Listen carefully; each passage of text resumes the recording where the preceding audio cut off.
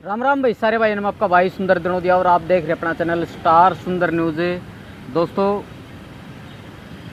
पीछे भी अपन जो है भाई वीडियो बनाई कामरेड ओम प्रकाश की, तो आज जो है फ्रेम में आप देख रहे हो कामरेड ओम प्रकाश जी को।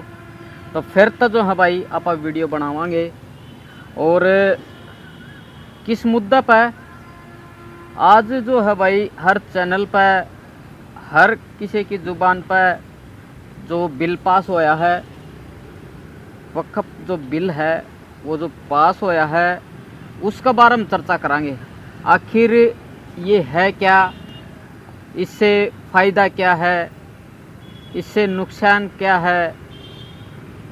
बिल तो काफ़ी पुराना है और अब 14 अप्रैल को अपने भारत के प्रधानमंत्री जी मोदी साहब जो हैं इशार पूछे, उनने भी जो है इस बिल का जिक्र कराया।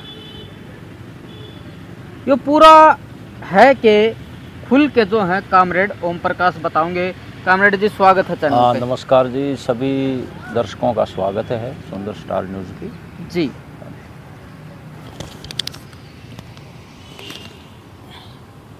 तो कामरेड जी जो बिल है ये बनया कब था और ईब इसकी कुछ ज़्यादा ही जो है जो मुस्लिम समाज है वो कुछ ज़्यादा ही जो है इसका विरोध कर रहा है। आखिर ये बिल है क्या, कब आया और विरोध क्यों हो रहा है इसका? देखो सुंदर भाई, ऐसा है कि हमारे जो धर्म हैं, जैसे हिंदू धर्म है, ईसाई धर्म है, इस्लाम धर्म है, सबका उद्देश्य तो मानवता की सेवा करना है। जैसे हिंदू धर्म बोलता है कि भाई जो न वसुदेव कुटुंबम कि पूरा विश्व हमारा परिवार है, हमें प्यार से रहना चाहिए जी। इसी तरह से क्रिश्चियन धर्म में ये कहा गया है कि भाई पड़ोसी के साथ दोस्ताना संबंध रखने चाहिए, किसी के साथ बिगाड़ना नहीं चाहिए जी। वही गॉड प्राप्त करता है जो अपने पड़ोसी के साथ प्यार मोहब्बत से रहता है जी। इस्लाम में भी ये कहा गया है कि कोई भी मुस्लिम भाई जहाँ रहता है वहाँ पड़ोस में कोई भूखा इंसान रहता है तो उसको, उस मुस्लिम भाई को जन्नत नहीं मिलेगी अगर वो सेवा नहीं करेगा, उसको उसकी मदद नहीं करेगा जी। तो कोई भी धर्म ये नहीं कहता कि भाई आपस में वैर रखो, लड़ाई करो। तो ये एक पैगंबर साहब के संदेश को कह लो, एक मानवता की सेवा के लिए ये वक़्फ़ शुरू हुआ। मतलब भाई मानवता की सेवा के लिए इस्लाम में दान शुरू हुआ ये। अच्छा। और ये दिल्ली सल्तनत से शुरू हुआ था। दिल्ली से और बहुत से हिंदू राजाओं ने भी, मुस्लिम राजाओं ने भी जो है ना वो कब्रगाह के लिए, कब्रिस्तान के लिए, दरगाह के लिए, मस्जिद के लिए, मदरसों के लिए बहुत सी चीज़ें दान की जाए। हमारे अलीगढ़ यूनिवर्सिटी को भी महेंद्र प्रताप ने जो है काफ़ी ज़मीन दान की। तो ये एक तरह से मानवता की सेवा के लिए दान जो दिया जाता है उसको वक़्फ़ बोलते हैं। अच्छा, तो जमीन दान दी जा है। हाँ, जमीन दान या प्रॉपर्टी, चल अचल संपत्ति जो दी जाती है ना, वो मानवता की सेवा के लिए दी जाती है। तो उन्होंने अपनी मानवता के सेवा इस्लामिक वसूलों के अनुसार वो ये शुरू हुआ था जब। अच्छा। और पहला कानून देश की आज़ादी के बाद 1954 में बना था इसका पहला कानून। ठीक है। क्योंकि हमारे देश के संविधान में भी ये लिख रखा है जो भी जिस धर्म के लोग हैं अपनी संस्थाएं बनाने का, शिक्षा देने का, अपनी मंदिर मस्जिद गुरुद्वारा बनाने का और उसकी मैनेजमेंट करने का उस धर्म के लोगों को अधिकार है। ये अपने संविधान में धारा 14, 15, धारा 25, 26 ये सब प्रावधान दे रखे हैं कि मतलब जब संविधान में ये दे दिया भी अपनी मर्जी से, बगैर किसी लोभ लालच के, बगैर किसी दबाव के वो कोई भी धर्म अपना सकता है, कोई भी धर्म छोड़ सकता है। ये आज़ादी हमें हमारे संविधान ने दी है, बाबा साहब जिसके ड्राफ्टिंग कमेटी के चेयरमैन थे जी। तो ये 1954 में बना था। कुछ संपत्तियां जो है वो पाकिस्तान जैसे कुछ लोग चले गए, 1954 के कानून के तहत वो वक़्फ़ बोर्ड में दे दी, जो बटी नहीं या जिनकी जगह वो किसी ने ली नहीं। अच्छा। तो वो भी वक़्फ़ बोर्ड को दी गई। काफ़ी संपत्तियां हैं, 8.5 लाख के करीब संपत्तियां, 9.5 लाख एकड़ ज़मीन जो है ना वो वक़्फ़ बोर्ड के तहत मोटे मोटे बातों में बताई जाती है। अच्छा। तो उसके बाद ये 1995 में फिर इसमें संशोधन किया गया। अच्छा, संशोधन किया था। हाँ, संशोधन ये मैनेजमेंट के बारे में, और कुछ चीज़ें जैसे महिलाओं को अभी इसमें शामिल किया जाए, मुस्लिम महिलाओं को। अच्छा। इस तरह के कुछ प्रावधान इसमें जोड़े गए थे जी। और फिर 2013 में संशोधन हुआ था इसमें। अच्छा। हाँ, तो ये बाकायदा क्यों हुआ था? 2013 में ये था भाई कुछ मिसमैनेजमेंट है, जो मतलब इसमें अवैध कब्जे हैं उनको ठीक किया जाए। हाँ। मैनेजमेंट भ्रष्टाचार में लिप्त ना हो, आपाधापी ना हो, भाई भतीजावाद ना किया जाए। कांग्रेस की सरकार थी। हाँ, उस समय कांग्रेस की सरकार थी। उस टाइम पे हुआ था। हाँ, उस टाइम पे हुआ था, सारी पार्टी सहमत थी उससे। ठीक है ना। तो अब जो ये संशोधन किया गया है वो ऐसे समय में किया गया है जो एक अविश्वास का समय है, क्योंकि हमारे प्रधानमंत्री जी बोलते हैं सबका साथ, सबका विश्वास, सबका विकास, वो बोलते रहते हैं। तो वो ऐसे समय में हो रहा है जब जम्मू कश्मीर का राज्य का दर्जा समाप्त किया, धारा 370 में कोई पक्ष विपक्ष में नहीं जा रहा, वो खत्म कर दी। अयोध्या का विवाद था, वो चलो हल हो गया, सुप्रीम कोर्ट ने हल करवा दिया। और जिस तरह की भाषा भाजपा के नेता बोलते हैं और विशेषकर यूपी के मुख्यमंत्री बोलते हैं कि भाई जो भी घटना होगी, कोई मान लिया कोई मार दिया, गोरक्षकों, कथित गोरक्षकों के द्वारा भीड़ ने मार दिया, तो उसके विरोध में कोई प्रदर्शन करता है, आंदोलन करता है, तो उसके घरों पर बुलडोजर चला दिए जाते हैं। माननीय सुप्रीम कोर्ट ने भी 2-3 बार हस्तक्षेप किया है कि भाई बगैर प्रॉपर नोटिस के आपने कैसे दे दिया, आप पूरा अधिकार कैसे ले रहे हो। और जिस तरह भीड़ हत्या कर देती है गो मास के नाम पे, लव जिहाद का मामला चलाया जा रहा है, जिस तरह का प्रचार किया जा रहा है, तो ये जो चीजें हैं ये अल्पसंख्यक समुदाय पर एक अविश्वास पैदा करती है, एक पूर्वाग्रह बन जाता है भाई ये सरकार हमारे हक में नहीं है। वो इस तरह का पूर्वाग्रह बन जाता है, क्योंकि ये आप इसकी बिल की बात कर रहे हो। हाँ, वो इससे रिलेटेड है, वो इसलिए रिलेटेड है कि ऐसे अविश्वास के माहौल में और कोई सरकार बगैर सभी जो पक्षधर थे इसके उनसे बगैर बातचीत करके, विपक्षी जो पार्टियां सेकुलर पार्टियां हैं उनसे विचार विमर्श करे बगैर, और बहुत ही जल्दबाजी में जो ज्वाइंट पार्लियामेंट्री कमेटी थी उसमें पूरी बहस भी नहीं हुई, 29 जनवरी को फाइनल करना था, 28 को पेपर वितरित किए थे भाई ये संशोधन हम ला रहे हैं। तो ऐसे जल्दबाजी में ये कह के कि ये मुसलमानों के हक में है, गरीब मुसलमानों के साथ उपेक्षा होती है, महिलाओं के साथ उपेक्षा होती है जो मुस्लिम महिलाएं हैं, और हम गरीबों के लिए कर रहे हैं, मिसमैनेजमेंट हो रही है, ये कह करके ये बिल लाया गया है। जबकि जो संबंधित पक्ष थे जिनका इंटरेस्ट था उनसे, उनके जैसे मुस्लिम पर्सनल लॉ बोर्ड है और दूसरे जो लोग हैं उनसे कोई बातचीत नहीं हुई, सेकुलर पार्टियों से कोई बातचीत नहीं हुई। इससे ये अल्पसंख्यकों में एक अविश्वास पैदा हो गया कि भाई ये तो हमारे के खिलाफ ही लाया जा रहा है।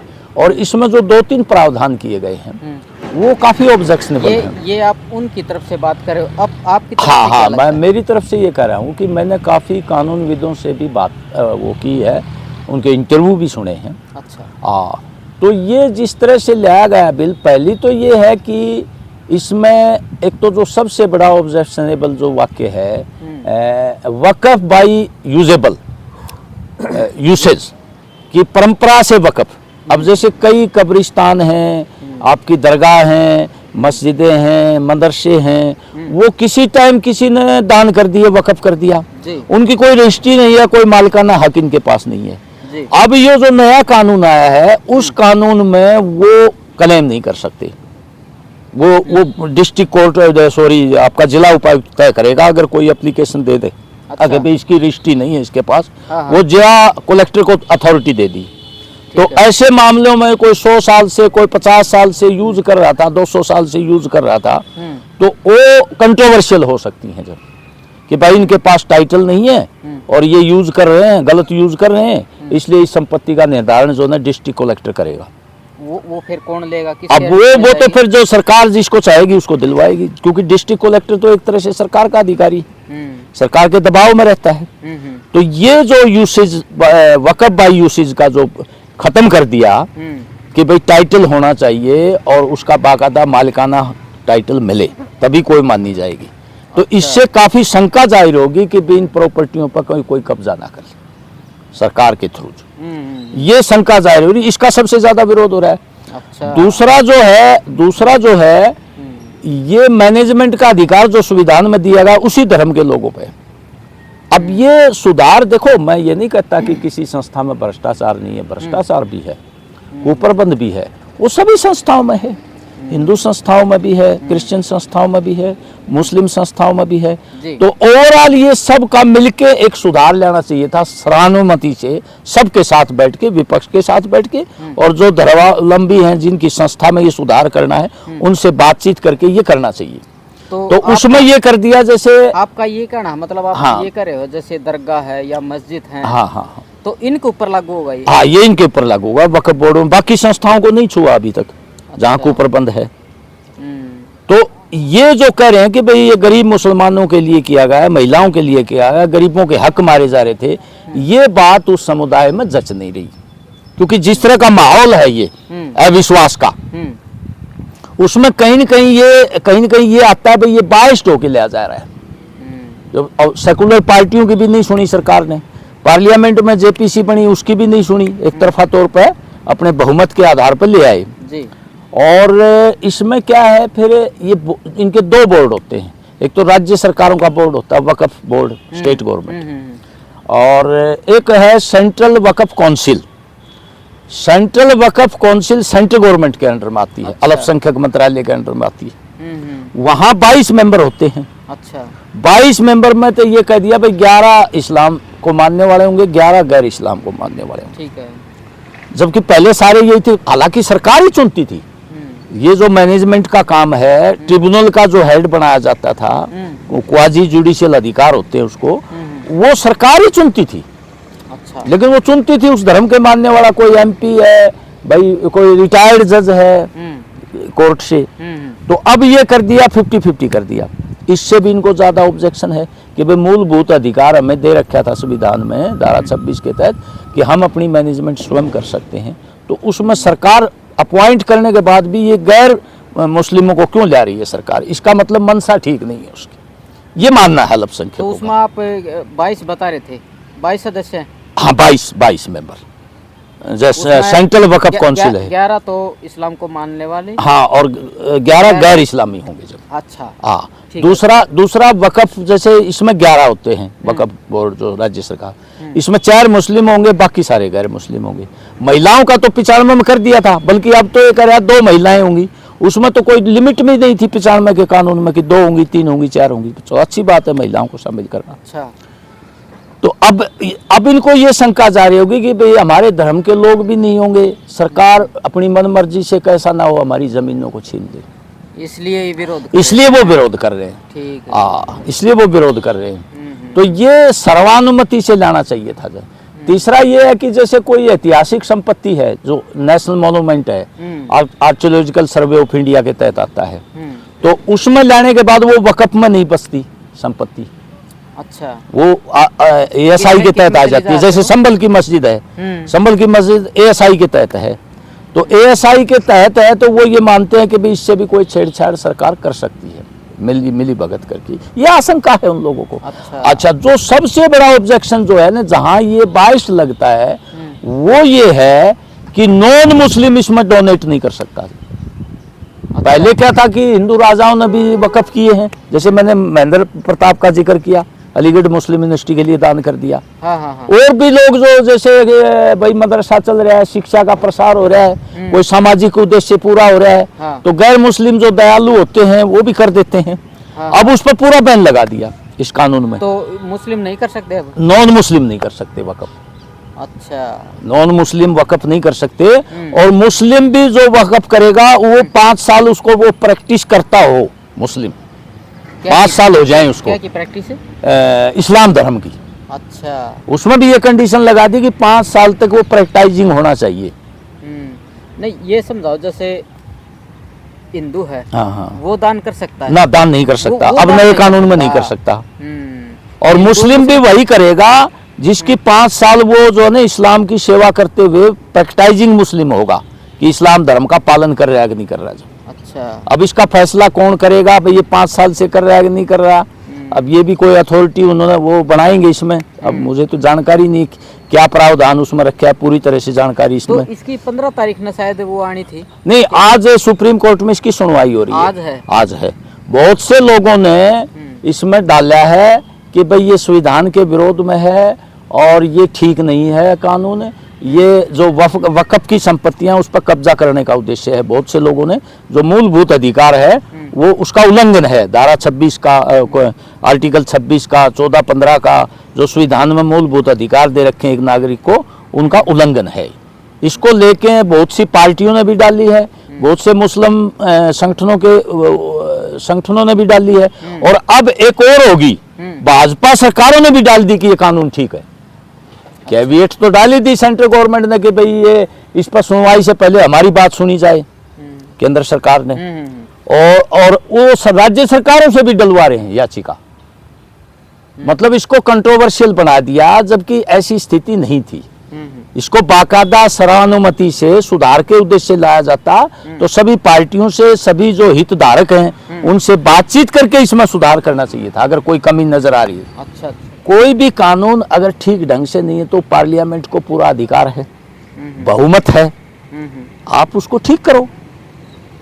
मतलब हर एक चीज, अब संविधान बना था उसके बाद कितने अमेंडमेंट हो गए, कुछ पॉजिटिव भी हुए कुछ नेगेटिव भी हुए, वो तो समय के अनुसार किए जाते हैं। अब वो मतलब यहाँ तक भी भाषा इस्तेमाल कर रहे हैं कि 50% सीटें क्यों नहीं दे देते ये एमपी की, प्रधान क्यों नहीं बना देते कांग्रेस का मुस्लिम को। अरे भले आदमी, हमारे प्रधानमंत्री हो आप देश के, आपकी पार्टी तो एक भी सीट नहीं देती किसी मुस्लिम को, आप दूसरे को क्या नसीहत दे रहे हो। अगर आपकी पार्टी की सेकुलर सोच हो तो वो पंडित जवाहरलाल नेहरू ने कहा था उस तरह से आपका तो व्यक्तित्व और ज्यादा बढ़ता। भाई मंदिर बनाने का काम ये हिंदू धर्म के लोगों का है, जो हिंदू धर्म के लोग हैं, जो हिंदू धर्म को जो दे रहे हैं, दीक्षा दे रहे हैं या उसकी अगुवाई करे, उनका काम है, प्रधानमंत्री का काम नहीं है। ये धर्म का राजनीति में इस्तेमाल करके इसके बहुत गंभीर परिणाम निकलेंगे, हम ये कहना चाहते हैं। तो और इसमें जो अमेंडमेंट जो किया गया है ये सर्वानुमति से नहीं किया गया, और इसमें बाकायदा संविधान की धाराओं का उल्लंघन है, और ये सभी जगह लागू होता है। ये हिंदुओं में कल मनमानी से करेंगे तो हिंदू भी विरोध करेंगे इसका, या क्रिश्चियनों में करेंगे तो क्रिश्चियन भी करेंगे। तो भाई देखो, आप आज जो आए थे, जो बिल पास होया है उसके लिए, और चाहे कामरेड जी को पूरे दिन बुलवा लो, ये बोल दे रहे हैं ना, वो तो ये बात जो है खत्म को नहीं हो, लेकिन आप समय समय पर जो है, जो कुछ भी भाई अपन खबर मिली, किसी के बारे में पूछना है तो उस मुद्दे पर आप पूछ जाएंगे। वीडियो बहुत जो है लंबी होगी। और कामरेड जी, आप हमारे चैनल पे आए, बहुत बहुत धन्यवाद। धन्यवाद, आपका भी बहुत बहुत धन्यवाद। तो भाई के कुछ कहना है इससे पूरी वीडियो लेके कमेंट बॉक्स में जो है अपनी राय जरूर दी। और राम राम सारे भाई, जय हिंद, जय भारत।